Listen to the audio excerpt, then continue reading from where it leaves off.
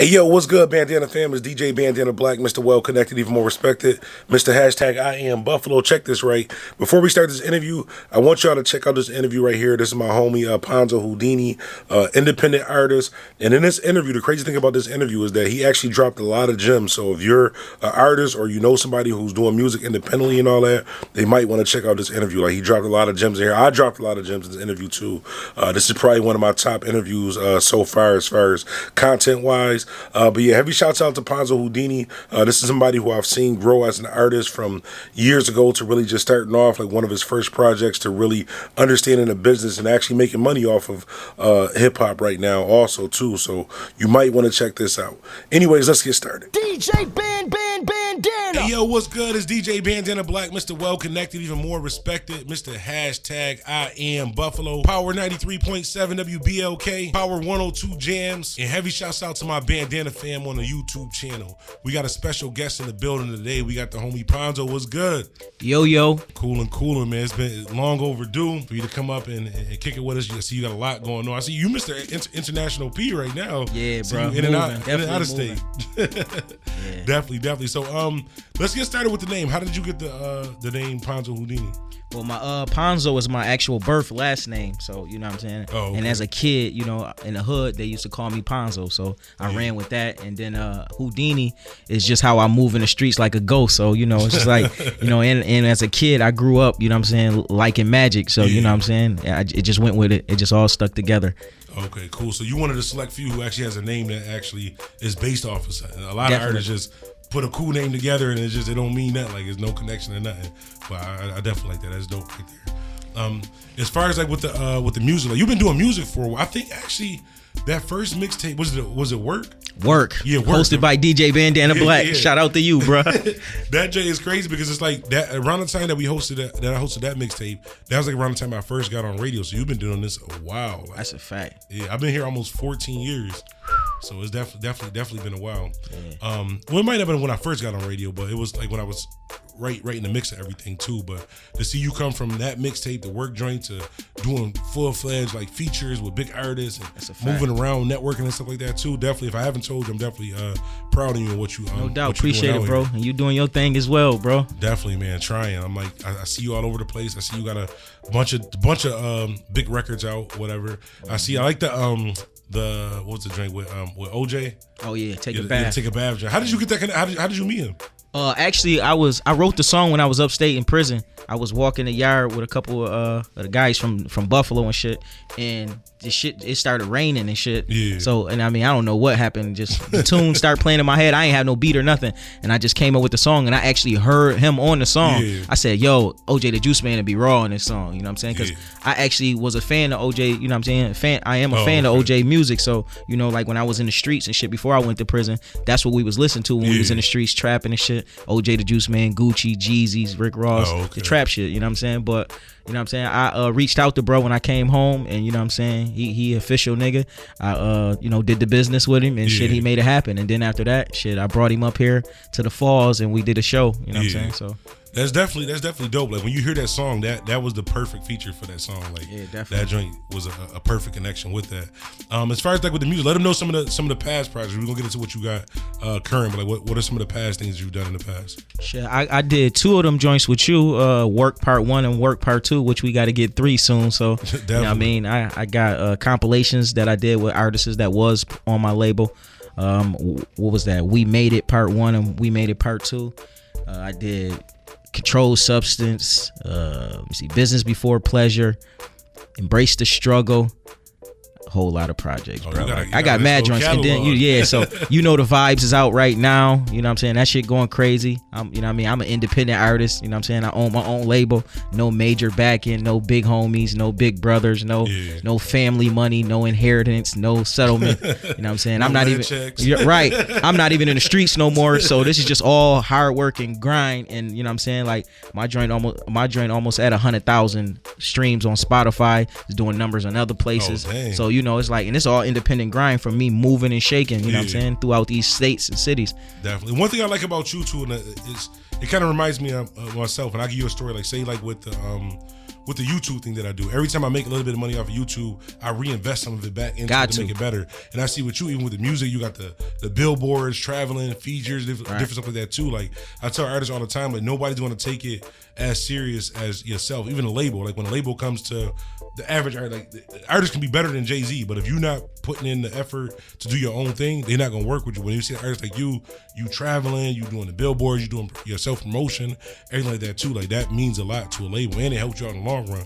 Like you said, you independent and able to do all that. Right. That's definitely a good look to stay independent. Yeah, man, I just thank God for being able to, acquire the things I'm acquiring to be able to do what I want to do. You know what I'm saying? Definitely. What has been independent? What has been like the biggest struggle as far as with the independent route? Independent, it's just like it's no big platform, and then us coming from Buffalo with no major labels or no big connections besides the guys that just blew up from our city. Shout out to them. Definitely shout out Griselda. You know what I'm saying?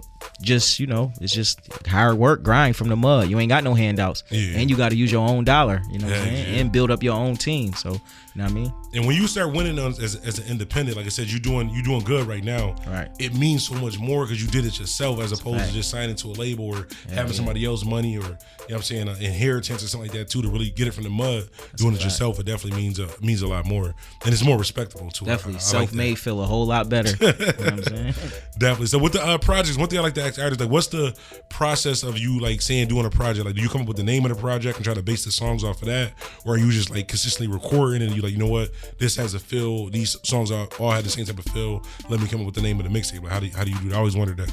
To be honest with you, bro, like I go off of the vibe, you know what I'm saying? But the real situation is, and I'm gonna be perfectly honest with you, I've been more so on the business side, like just working on my business, because I know the game is 90% business and 10% music. So it's really been a situation for me as far as recording. Like I drop projects like every 6 months still, but I feel like I should be recording a lot more than I am because, you know what I'm saying, I'm so more focused on the business. I kind of neglect my artistic side, you know what I'm saying? So, you know what I mean? But as far as coming up with the project titles, you know what I mean, it all depends on how I'm feeling at that time. You know what I'm saying? Definitely. Or what I'm right, what I'm going through at that motherfucking time. So. And it's crazy, like hats off to artists everywhere. Cause it's crazy how you can put out so many songs or so many projects like that. So I couldn't even remember that much music. Like in order to record that much, that's like crazy to have like the mental capacity to record that much music. Like, my memory is terrible, like to be able to do that many projects, that many songs and stuff too. And especially like I see you did a couple performances and all that. So matter of fact, let them know as far as like some of the shows and maybe some of the people that you open up for, or different events like that you've done. I went on. Me and OJ the Juice Man did a headlining show. Like I said, here in Buffalo, I opened up for. Let me see, Future in Rochester at the Armory. Oh yeah. We did the Future joint. I did a lot of shows in Atlanta. You know what I'm saying? Let me see, Charlotte. I just did a show. I was booked in Charlotte. I was booked for a pop-up shop and a show in Charlotte. Let me see, Virginia, Cleveland, Steubenville, Ohio. Sweet. I was just in Cincinnati at a situation out there. I've been moving around, bro. Like Binghamton, you know what I'm saying? New York City, Queens, New York. Shit. Man, where else? Man, I done been almost I've been really working the Southeast. Like my whole thing for these last 2 years was to work the Southeast and get that shit buzzing with my music, doing promo tours where I'm just going out, meeting people, shaking hands, pulling up the hair salons, barbershops, clothing stores, the malls, just meeting the people out there and really getting them to connect with me. And then, once I solidify this area, now I got to go work the Midwest and the West Coast. You know what I'm saying? And that's smart. I mean, because once you get like a certain area on lock, people that's rocking with you, exactly. A lot of people is just like by nature, just even if you got like you can have the best music in the world, but a lot of people won't really accept it until they see other people rocking with it. So if you focus on a certain area and then people see, okay, they rocking with it, let me check it out, they might be fans of it too. Especially your hometown. Yeah, definitely. Hometown ain't gonna respect you to the rest of the world riding it. It's crazy. When I tell artists this, they don't believe me when I say this. Like, it's good you say that. I tell artists that all the time. Like, not saying that you can't blow up in your own town, but chance of you actually getting big in your own town and then blowing up other places is slim to none. So it's good to focus on other areas. It's like people hear you and see you all the time, so it's not like I think it's like a mental thing. It's like it's not nothing too special to them. But for somebody who don't know you, they can relate to your music and then make your own city catch on, which makes no sense at all. But it's just it happens that way. Man, you Lil Ray that was in high school with me, dog. Yeah. Man, what? I know you, bruh. I know you, bruh. We used to go to free lunches together, bruh. Definitely. Hold on, bruh. I know your grandmother, bruh. So they're not gonna take it serious like that until the rest of the world is. But when you in another state or another city, they don't know you, so they just go off of face value. And you know what I'm saying? You come with a great package presented to them, they gonna motherfucking roll with it because they know what they like. And if you fit their genre, what they like already, boom, you made you a new fan. Yeah, hell yeah. And one of the things too, and I know you got to go through this also too, is like a lot of times like you grow up, say you got like friends and homies who you with all the time, and like they may not be as passionate about the music and stuff as you. And then once it start working, then everybody like, oh yeah, that's my man, or can you do this? Can you do that? It's like kind of hard to, well, it's not hard for me now. I was like, nah, I ain't doing this shit. But for people like, yo, I need you to do this, or can you help me with this? And it's like, damn, 3 months ago when shit wasn't working for me, you wasn't helping me do anything. So I know that got to be a struggle, something that's stressful too, because you kind of don't want to like, not disown people, but it's different when people have different drives for different things or whatever. So I know that got to be something that's kind of hard too. Bro, that's a real, I'm glad you brought that up. See, because I'm real about the situation, because I can't let nobody, you know what I mean, misuse me. You know what I'm saying? Because I'm the type of dude that I'm giving out free game. I'm giving you an opportunity without you doing nothing for me. That's just me. That's just me giving back. You know what I'm saying? And I know how this shit work. They wait till you blow and then, oh bro, let's get in the studio. Okay, cool. The feature price is, you know what I'm saying? Like the plus the for extra for promotion in the music video performance. You know what I'm saying? That's just straight jacket. You gotta respect it because I done invested too much money, time, sweat, sleep. Bro, I don't even get sleep at night because I'm on Google and YouTube trying to learn the business, watching artists that's in the game, learning from their mistakes or learning from their wins and trying to pick up game, bro. Like I studied the self education, bro. Like I'm not gonna let you get this shit for free. I can't. You just said something that was so. I was thinking this, but you just said it as far as you said you stay up watching YouTube and getting information and stuff like that too. I tell artists all the time, like in 2019, there's no excuses. The information is free. You got to go get it. So that'd be my biggest problem when people is like, you'll stay up sleepless nights learning how to do something. Same thing. I honestly learned how to DJ off of YouTube. Like I never had a DJ show me anything. They give you the game for free information, and then somebody else wants you to DJ a party for free or show them this for free. And it's like, I went through the sleepless nights. I went through the work to do this stuff. So as I understand when you just said it, I understood that as far as like learning how to do the stuff yourself. And then it's like, I can't do this feature for free because it wasn't free for me. I done invested money into all this stuff to do it. Exactly. A lot of people don't understand that. They want the shortcut, but it was like, there's no shortcut for you. It wasn't just somebody just woke up, here go some money, here go this opportunity, here go this situation like that too. You had to work for it. That's a fact, bro. And the way this shit work is even if it take me 10 minutes, 15 minutes to do your feature, you paying for my experience. You paying for all the hard work I done put in to get here. All the sleepless nights, all the traveling on the road, being away from my kids and my family. You know what I'm saying? Cutting out my own personal wants and shit that I be wanting to do for my own personal gain to go make this dream happen. I can't let you get this for free. Because you're not going to go to your favorite artist in the industry. You're not going to go to Jay-Z looking for a free feature. You're not going to go to anybody that you like for a free feature. You know that's not going to happen. So just because you know me, don't think you're going to do the same thing. And another thing I like to tell people, you don't go to the weed man. You don't go to the Jordan man. You don't go to the food spot trying to get nothing for free. It's the same thing. You go to Tim Hortons, before they give you your motherfucking product, you got to pay them. It's the same shit as business. You know what I'm saying? This is how I earn my living. This is how I take care of my family. The music business. People don't understand it. They be looking at it like I'm bugging when I say that. Like, it's the truth. Like, that's what happens. Like, you invest your money and your time to do something. Even if they're paying you for a feature for, you got a following. You got, you know what I'm saying, people that rock with you all over. They're trying to get to that point. It's not free. It wasn't free for you to get to that point, so you can't do it for that. And everybody like with the, well, let me get a deal. Like you were saying, you can't go to the weed man and say, let me get a deal. You can't go to McDonald's and say, let me get a deal. And if anything, you seen me come from the mud. You should want to pay the full price to see me win or like that too. Like, it's just a mind state thing, but it's good that you got the right. Then they'll go pay a stranger the top dollar for the same thing that you, like, bruh, come on now. At least you know me and you know what I'm saying is real because you done watch me go through all of these things. At least you know that you getting it from a genuine person. You know what I'm saying?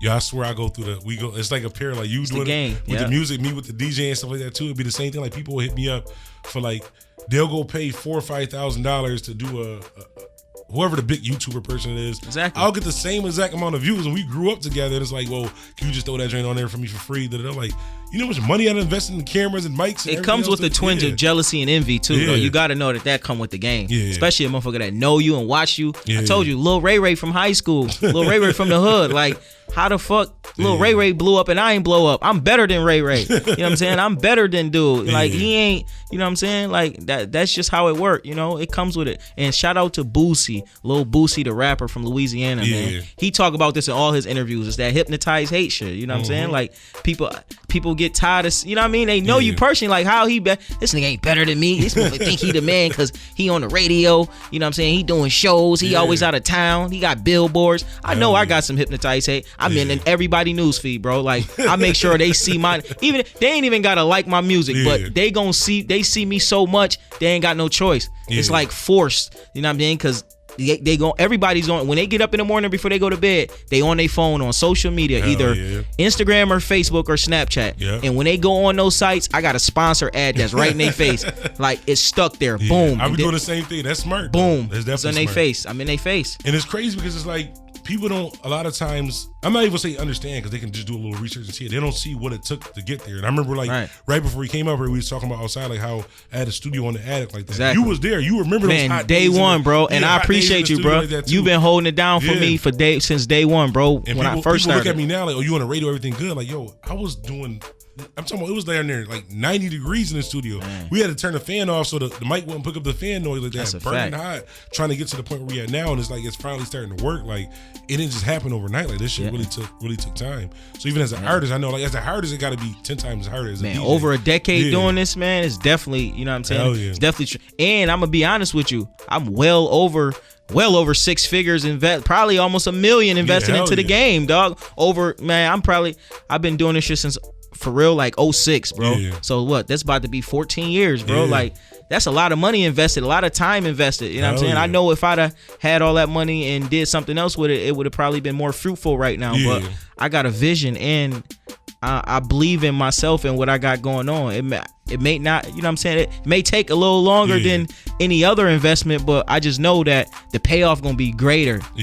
Payoff gonna be greater. And it's good to have that mind state too, to never give up, to you know what I'm saying, just because you could have dropped your first mixtape and say if it didn't get 1 million views, like, oh no, I quit that. But then you wouldn't be where you at right now. Exactly. You wouldn't be knowing these different artists and different features. And as a matter of fact, speaking of features too, like before, because I'm probably gonna forget about this.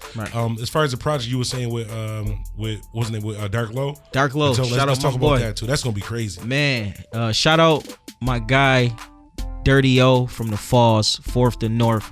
Them boys out there working and moving around. Too. You know what I'm saying? He got the partnership with Hip Hop Weekly and Armadale Vodka and all that.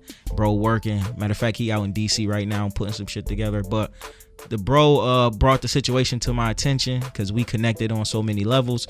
And you know what I'm saying? And it made sense. You know what I'm saying? And then, you know, we hollered at the bro and we shot out to Philly, and in 2 days we came up with a fucking whole album. Oh, damn. You know what I'm saying? We came up with a whole album. Dark Low, a solid dude. He come from the same shit we come from. So, you know what I'm saying? Real recognized real, and we connected, and it happened. You know what I'm saying? And we working on shooting some music videos for the project, getting a promo tour together, and making this shit go down.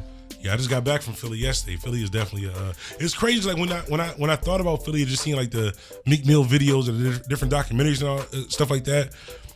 It's the same when I got there. Like when I went there, like, this shit is really like that. That was thuggish, ruggish, nigga. Thuggish, ruggish. Like, you know, a lot of times people have a video. They be like, okay, let's just go to this one bad part of the block. Right. Let's go to this one corner. Like, no, that shit was really like that. Like, that makes me understand the Meek Mill situation so much more. Just being there and seeing everything. Like I said, we got pulled over too, so it's just like that. It's crazy to be able to see something like that and then see the realness of it. But I love Philly. Philly was definitely a good place. Philly is just like home. I swear to God, when I got there, I said, damn, I feel like I'm down the way, or I'm on Broadway, or you know what I'm saying? Like, that's what that shit feel like. That whole vibe is like, man, we on Broadway, or we down the way, or we, you know what I'm saying, CP, Yo Hood, you know what I mean, Bailey, Uptown. It's just like they got that gutter feeling. Yeah, hell yeah. Like, no lie, when we went there the other day, because they had rented us like an Airbnb, and like the area we was in, I was just like, yo, this look like we staying on Broadway and Sobieski right now. Like, this is definitely some shit up for Broadway, but it looked like that when we got in. The shit was decked out. Like, the inside of it, the shit was like definitely lit. And I would say like the part, I think we was in was it Broad Street? I think we was in North Philly. That's where I was at, Broad Street. Yeah, we was right. That's where the studio was at. Right near Broad Street, like that too. Yep.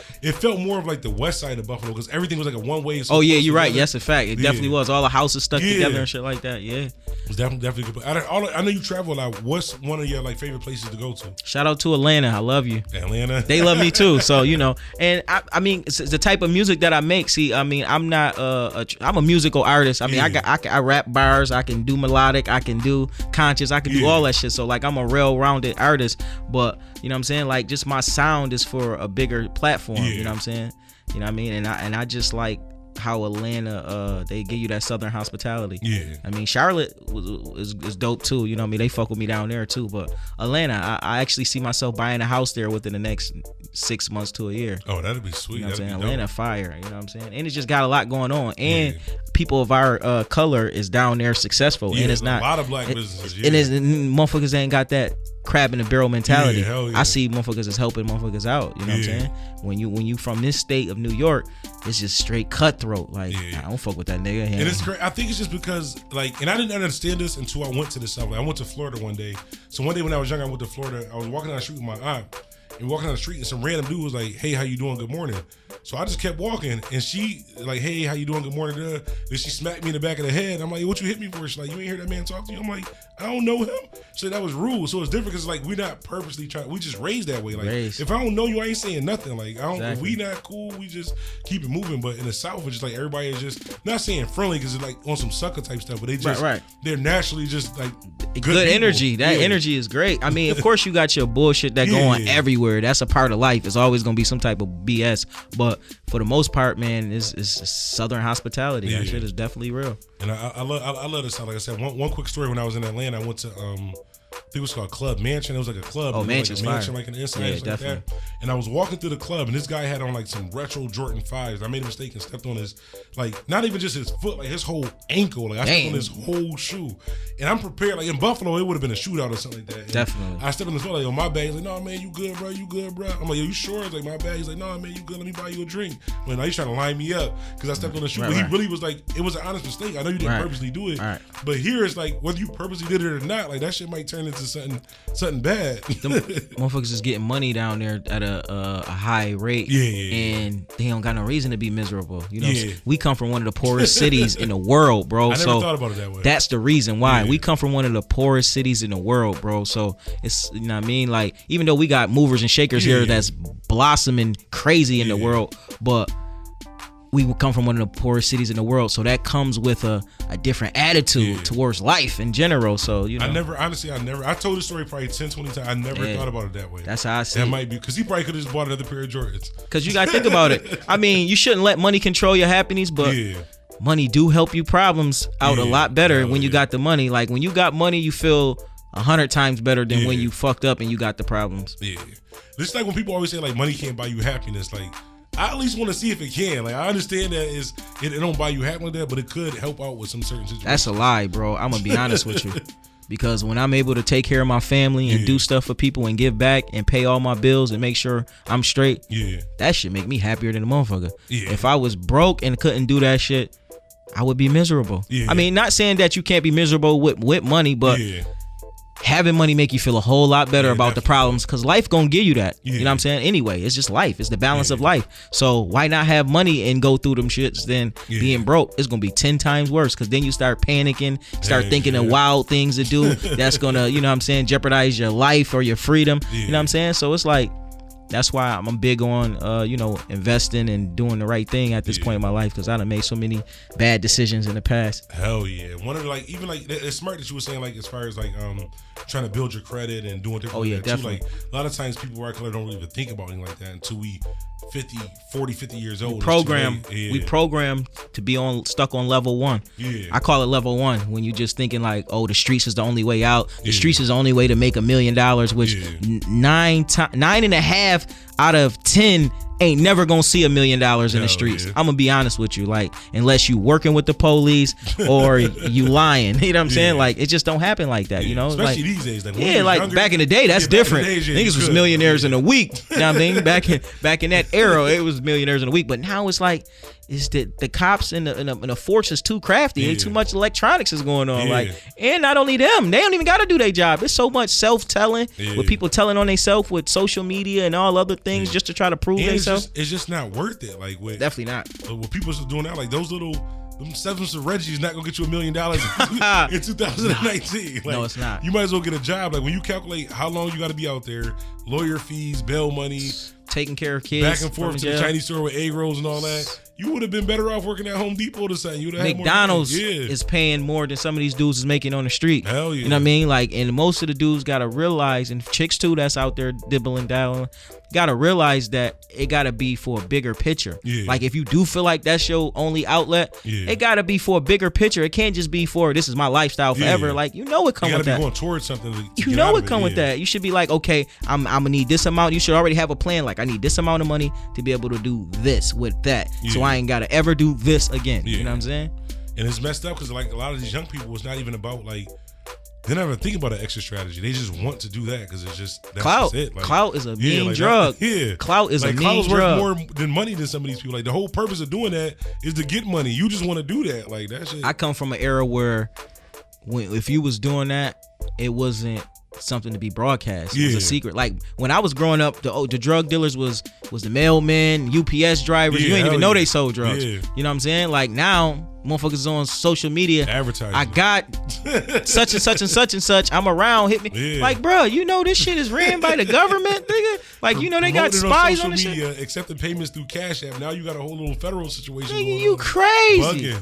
You and not only that, police officers are regular people too when they get off of work, and they kids go to school with you. They kids is cool with you. Like you don't understand. Like you don't know like who is watching you, especially on social media. And the first thing they want to say is, "Man, somebody snitching, somebody telling." You self posted it. Snitching. You took a selfie in front of the trap and told people to pull up. You got it. Like you told it yourself. Shit's crafty these days, bro. Not only that, with the music is even worse because everybody trying to prove that they a real nigga and putting themselves in situations that risking their life. Like, man, that shit. Yeah, I don't. I really don't. But it's good that you got the mindset of knowing all this stuff before getting into it, doing it independent. So then you got a better chance at longevity, being more successful because you took the time, like you were saying before, like the artist side might suffer a little bit because you wanted to learn the business. It definitely have. That's important though, because you might only focus on the artist side of it and be like, okay, cool, we got $1 million for you. We just need you to sign this contract. You just thinking about the money, the artist side of it, but the business side of it gonna tell you like $1 million. This should say I owe them 20 albums. Man. And 80%. And 80%.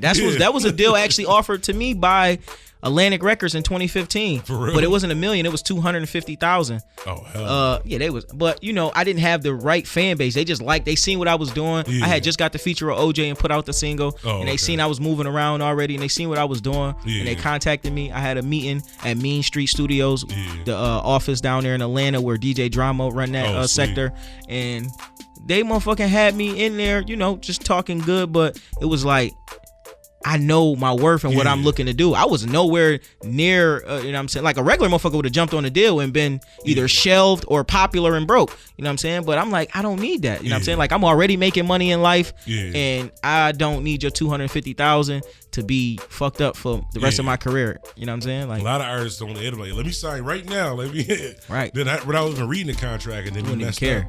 And like a lot of times, even like with that too, kind of to play devil's advocate, like a lot of times we're like, well, labels is jerking people by doing these type of deals. Artists is jerking people, bro.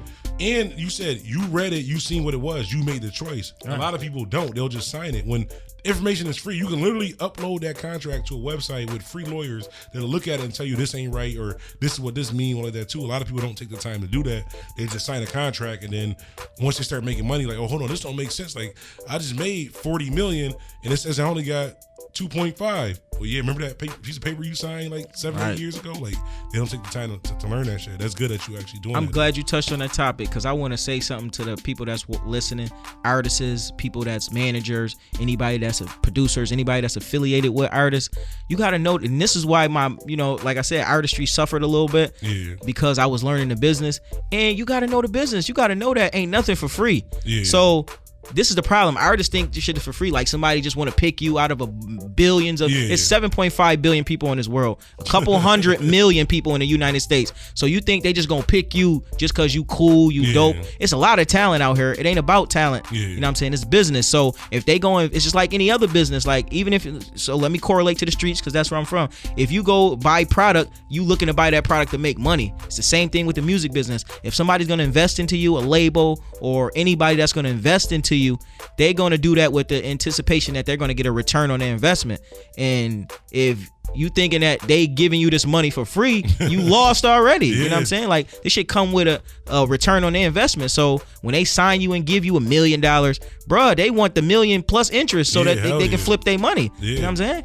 And like I tell artists, even if you get that million up front, like the smartest thing to do would be to, even if it's like a barbershop, open up something to where if you go flat broke the next day, you at least don't have to work a job. You own a property, you own a business, you own something. Right. It don't make a difference what it is. Like own something. That's what I would do if I was an artist. Like instead of, before you go buy the Bentley and the chains and all that, make sure your mom is straight. Like pay her house off.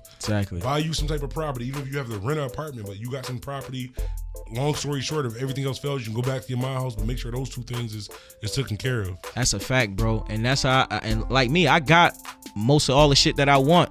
So when I get the rap money, the big rap money, because I'm getting it now, thank God, from all the years I put in. But when I get the real big Mac money, like the 7-figure shit like that, 7-8-figure shit, that's all investments for me. You know what I'm saying? Because I'm gonna be honest with you, like my first year of big rap money is gonna be all investing. I already got most of the shit that I want. Like, and I know it don't take that much to live a great life. Like a motherfucker that's making $500,000 a year and a motherfucker that's making 10 million a year basically can almost live the same life. You know what I'm saying? Like you can almost basically live the same life. I'd rather be the dude making $500,000 a year and have freedom to do and go as I please and don't have to be pulled down by nothing, instead of the dude that's making 10 million a year but he work 120 hours a week, stressed, out of line. You can keep that. You know what I'm saying? And it's really all about like what makes you happy too. Like at the end of the day, people want to just be happy. Like me, I don't need. Would it be good to have 200 million? Yeah, I need a 200 million though. I mean, I want to buy my whole neighborhood. I want to buy all that shit up. I wouldn't need. I mean, I don't. 200 million would be cool, right? But as long as my family is fed, and not saying just fed, like we just eat every day, but we're comfortable, like we don't have to worry about all that too. I'm cool with that as long as I can help other people. I'd rather help somebody else help their families like that too, rather than me just have 200 million and just chilling like that too. But I would not throw away. I would not like. Not say I want the 200 million. Of course, you're going to get the 200 million, bro. We work hard, bro. It's coming soon, bro. All that shit is in the universe for us. What's one of the, I like to ask artists this too, and I'm going to tell you mine, but you're probably going to laugh. If you had, say you get, your next project goes triple diamond or something like that. Now we definitely going triple diamond. Thanks, bro. We putting that in the universe. Definitely. And you got 300 million in the bank or 30 million in the bank. What's going to be the one thing that you buy that's just like, not smart as far as like probably one thing that's just for you, something that you could just wait your whether it's a Rolex or a certain type of I already got a bust down on. That's independently. I already got one on independently. So, you know, that's why I said I got mostly everything that I want already because I've been a hustler all my life and not just talking about street shit. I'm talking about legit. Like, I'm gonna be honest with y'all. I made more money independently, you know what I'm saying, being a tax-paying business owner than I made being in the streets. So, I mean, just take notes off of that, you know what I'm saying? And I'm able to buy all this shit independently off a legit business. You know what I mean? Like, when I buy all this jewelry and shit like that, that's a tax write-off, you know what I'm saying? Like, this is marketing for my music business, for Cake Boss Life Entertainment. This is a motherfucking marketing for my music and promotion. So I write that off at the end of the tax season. That's smart. Definitely.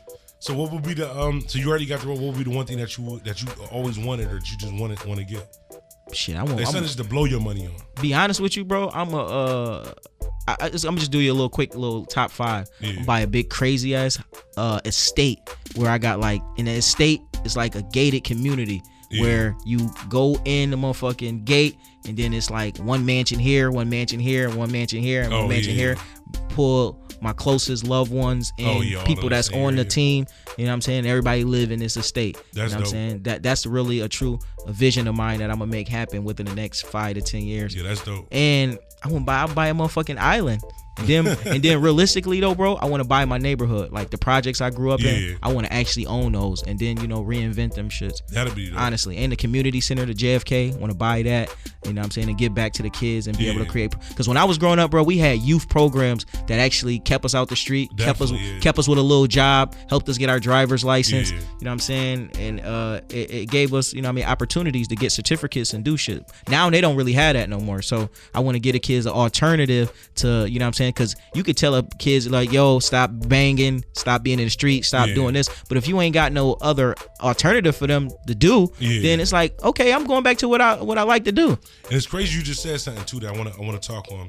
And I'm gonna give you my like if I had the money, what I would get. It's gonna sound dumb as hell, but we're gonna get to that topic. So I would get like what's this 2019? I would buy a 2020, like whatever the top version of the Lamborghini is. Right, fire. I would get it with roll up doors and regular door, not the lifting doors, with roll up windows and the regular doors. Right. Just cause, like, can you imagine that nigga pull up in a 2020 Lamborghini and they got regular doors and roll up windows? Just to you might have to trademark that, cause bruh, they will take it and design that.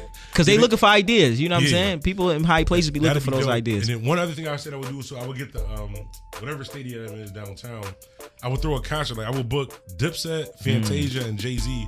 I would get billboards all across the city, had commercials going. It's gonna be the biggest concert and all that. And it'd just be me and 3 of my homies. I wouldn't even sell tickets, just us 3, full concert. Do what you want, money. Yeah, shit. Why not? You better have some fun with it. I plan on having some fun. I want like 20 cars. I want to not even be able to drive all them joints. I just want them just to be able to, whenever I decide I want to take them joints out.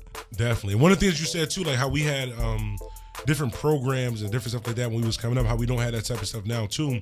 Not to be off topic, but even in our neighborhoods, like how, say for example, when we was younger coming up, it was only but so much we can do in the neighborhood, but besides before the older person was in the neighborhood, like, yo, you making it hot over here for me. Right. Y'all gotta squash it. Y'all gotta take that down. I think what happened, I don't know about the whole world, but as far as like in Buffalo, what happened was the generation that came up right before us, when they had like that whole crack era, weed era, all those OGs all got taken away. That's a fact. Those are the people who was like policing the neighborhoods.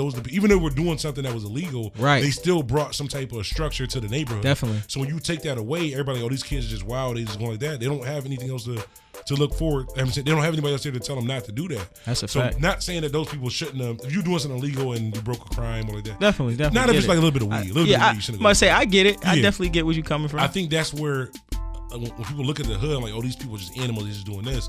A lot of times they took away, like we come from homes where a lot of us didn't have fathers and all that too. Right. So we had the OG that was in the hood. Like when I was one time somebody had took my bike in Central Park when I was growing up in Central Park like that too. And I'm not gonna say his name, went over to the guy who was kind of running the area. Definitely. He was like, nah, like, you a good kid, I'm gonna go get that back for you. Right. Went down the street, talked to him. Now if you take that same person out of the neighborhood, what's my only option? Right. To get a ratchet and, you know what I'm saying, do something. And fuck up your whole fucking future.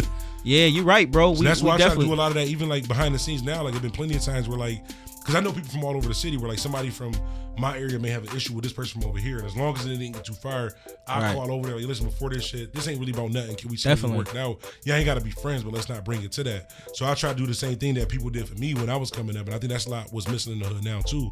People actually care, because the generation after that, they got money in the streets and moved. Right. They got money in the streets and went to Cheek the Wild or land like that too. They didn't come back and try to do anything. Like, hey, you were saying you'll get the projects or these after school programs. Definitely. A lot of these people got money and worried about themselves, because it was so hard to try to do it for everybody else, and you can't really blame them. But that's what's really missing in the hood. People who actually care and want to do something for the younger generation. Because if not, they just growing up with no father, their mother young, siblings probably in jail. What else do you got? Nobody can tell you no. You do whatever you want. Right. And the music is programming too. Like, you know what I'm saying? Like, the most popular music is the music that's promoting us to do the wrong shit. In a way too, like, people say it's promoting the wrong thing, but music is an expression of self. So if that's all you know, if you take the average kid from anywhere on the east side of Buffalo, that's all they know. All they know is smoking weed, hanging on the corner, doing that. So if they rapping about that, that's what they know. But when you get a person like you, after school program, or even just mentor them, it's people, people in the city who hey, come to the station with me, I just gonna show you how it works. Like, yo, you don't know how this changed my life. Like, nobody ever did anything. I get that a lot. And I'm like, yo, this shit was free. Like, you just up here chilling with me. Like, you helped me carry this stuff. Man. Like, just small stuff. People gotta start doing like small stuff to help people and really just care. Yeah, you're right, bro. I get a lot of that. Like, I get people that email me, inbox me, DM me, see me in public, and like, yo, you really my motivation. Like, if some people feel like they grew up with me from, you know, social media, watching me being in the streets, then being on the run, then being, you know what I'm saying, going through the shit that I go through, and now seeing me, you know what I'm saying, a good father, you know what I mean, chasing my dreams, and you know what I mean, just being motivational. Like, I try to keep everything positive. No matter what I'm going through, try to keep it positive, and I try to give people hope. So motherfuckers hit me up. Like, I got one shorty, like, I'm not even gonna say her name. Like, her son was a fan of my music. He a young teen, and she was like, you know, could you talk to him for me? Like, he's going through whatever he's going through. So I hit up little homie and shit like that. You know what I'm saying? Like, and it's just like shit like that. Like, I'm with you on that, bro. Like, we have to start policing our own communities, you know what I'm saying, and try to get a hold on it, because it's gonna keep getting worse. Because you gotta think about it. These young people out here that's doing all the crazy shit is gonna be the OG soon. So think about who gonna come after them. What it's gonna be like. You know what I'm saying? And it takes people like this, like, to actually care. Even not saying you gotta save the whole city, but if you do your small part, I do my small part, he do his small part. Facts. That's really gonna, like, make a change. A lot of people do it just for exposures. Like, say people have like a back to school drive or something like that too. But before they do it, let me call Channel 2. Let me call these people. Of course, this, clout. So it looks good. Clout. Like, do you know how many volunteer? I volunteered besides this last year. Before this last year, because last year I had to do it. But besides that, I spent one holiday a year with my family. All the other ones was donating time to go speak to children youth, or the joint that's on Main Street, like with the kids that's like kicked out of their homes, like that too. So I go there, DJ for free, talk to them for free, doing different stuff like that too.